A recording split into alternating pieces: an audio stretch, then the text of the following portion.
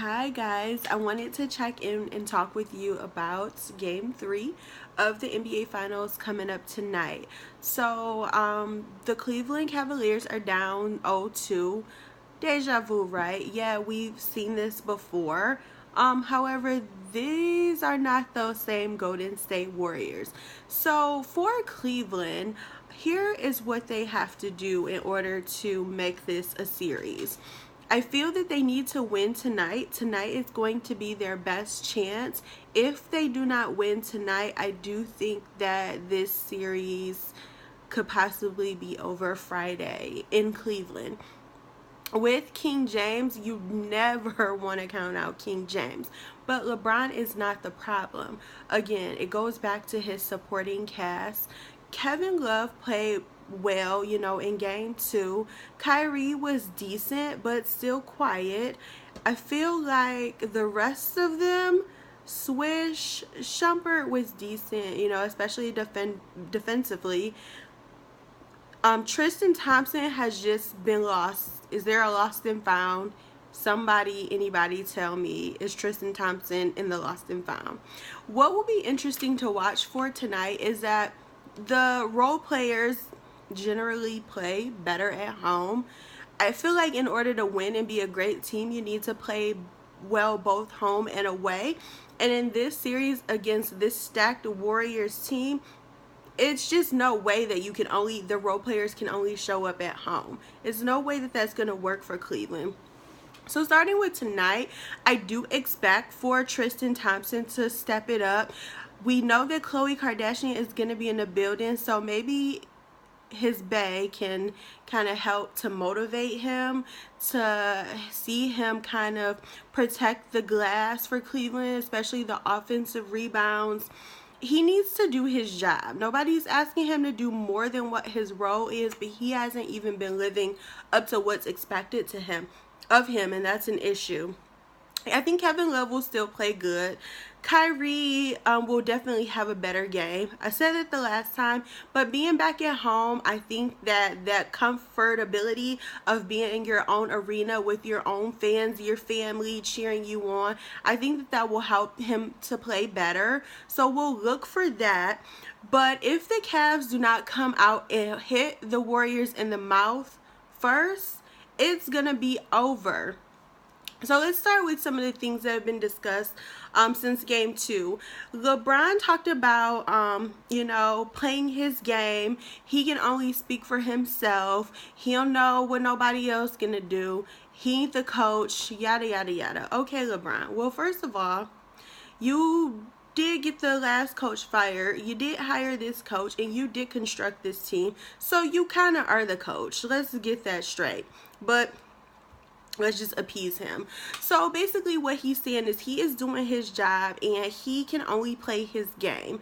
I get it. He's doing everything that he can do, and I don't know if he has more in him. I feel like if his other players don't show up, of course he needs to do more, but what more can we ask of him? He's been playing fantastically. He's been playing King James basketball.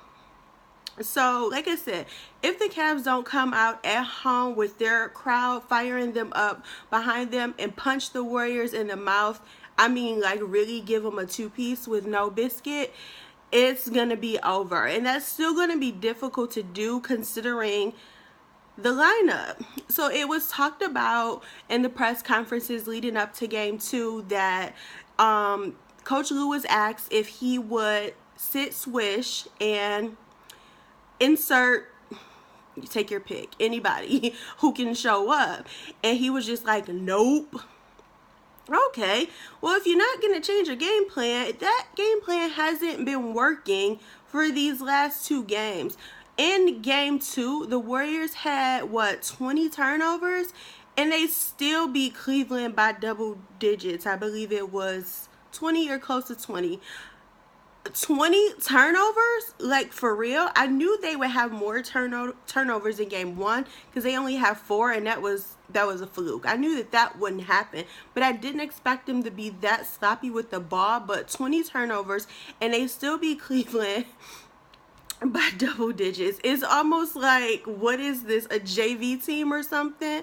Come on. Defensively, they have been exposed, and we should look for Cleveland to step it up defensively tonight. They're going to need to do that in order to pull this win out. They're also going to need some offense from other players. You know, Kyrie's got to do better. Swish has got to show up. Kyle Korver, they do need him to do his job and hit some shots, which is what he was brought there to do. He couldn't, you know, get going offensively either. So it was talked about that maybe Cleveland should sit Swish and either insert Shumpert or Kyle Korver into the starting lineup. Per Coach Lou, he's not changing his lineup. He's not changing his game plan. I'm just going to say good luck with that. I don't know if he was really being serious or just, you know, doing the presser. But, bruh, you got to change something, right? Okay, so we're looking for the, you know, the role players to step it up at home. Home cooking, you know, that's what everybody's talking about. Get some home cooked food. Be in a familiar environment, sleeping in your own bed, whatever. If it takes all of that to get them going, this is over. But tonight, I do think Game 3 will be their best chance. And as I stated before, if they don't come out hitting hard, they're going to get swept. In order to make this a series, Cleveland needs to win tonight. So, a couple of things about LeBron. We saw that he's been pretty gassed. I mean, he's doing everything. So he got a little bit tired, expectedly, even for King James, if he's pretty much doing every single thing on his team. And it's been, you know, talked about him guarding KD, and if it would be better for Cleveland, back to the game plan, to switch Bron off of KD and maybe put him on some Draymond, maybe. So put him on Dre, and then let him be able to catch a little breath, catch a little rest on defense, so he's not expending so much energy trying to guard KD. That could be, you know, something that they could look at, or maybe kind of rotate Swish and Shumpert and some other people on KD, so maybe LeBron isn't guarding him the entire time. I think that might be helpful. That might be a little bit official. But Draymond has offense too. We haven't really seen him pop off like in Game 7. It's coming. Draymond's gonna pop, as well as Clay is gonna pop, pop, pop, gonna bang, bang a little bit more. But they can do that, but Draymond has offense too. And it almost seems like no matter what Cleveland throws at Golden State, they have the weapons to combat it. Cleveland just doesn't have enough firepower really to really whoop this team. So I know Coach Lou got in the press conference talking all crazy. It sounds really crazy to me that he isn't going to consider changing his lineup. You've got to change something. I mean, what is the definition of insanity? Doing the same thing over and over again and expecting a different result. The result isn't going to be different at home if you keep your same lineup and your same game plan. So maybe we could look for, he could have just been talking. Maybe we could look to see him maybe bring Swish off the bench. Knowing Earl Smith Jr., I don't know how that's gonna work out with Swish, but maybe we could see, look, I do believe he won't sit Swish or, you know, make him come off in the second unit. I do think he'll still start Swish, but maybe what he will do has been talked about on some of my favorite shows like The Jump and First Take. What else do I really watch? Those are pretty much my go-to, and then I watch The Six. But yeah, he's gotta get Bron some help so he's not as gassed and expending so much energy on both ends of the floor, because he's going to be tired by the second half if he keeps having to go at that rate. Another thing that was talked about was, you know, LeBron said in his press conference that and Coach Lou as well, we're not changing the pace, we don't slow up, we don't this, we don't that.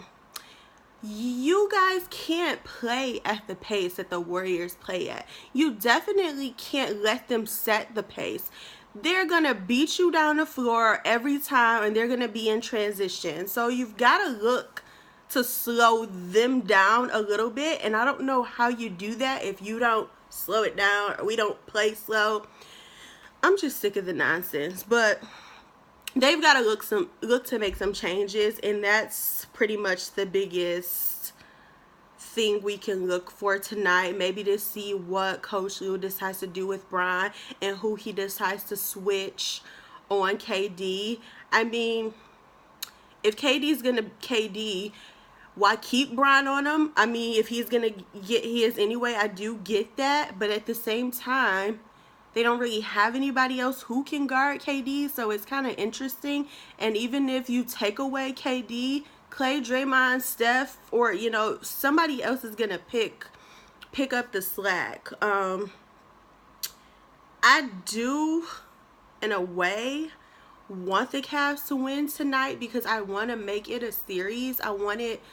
I'm not ready in my own selfish way for basketball to be over so quickly, but like I said, if they don't hit them in the mouth to piece it up, it's going to be over on Friday. So for the sake of that, I'm in my original prediction was 6 games. I'm going to say that Cleveland will find a way to win tonight. I think it'll be a close game for sure, but they'll probably find a way to pull it out, being back home. So also, like I said, if they don't, it's going to be 16-0 for the Dubs, which will be another creation of a historic team, but actually closing it out this time. And I don't really want that because I want some more basketball. So I think it's going to be a good game. It's going to be a really good game. The Dubs are going to still be locked in. They say that they aren't thinking about 16-0, but you always want to sweep. You always want to close it out as quickly as you can to alleviate somebody getting hurt or just dragging out the series, and it doesn't have to be dragged out. So they're going to come out, firing.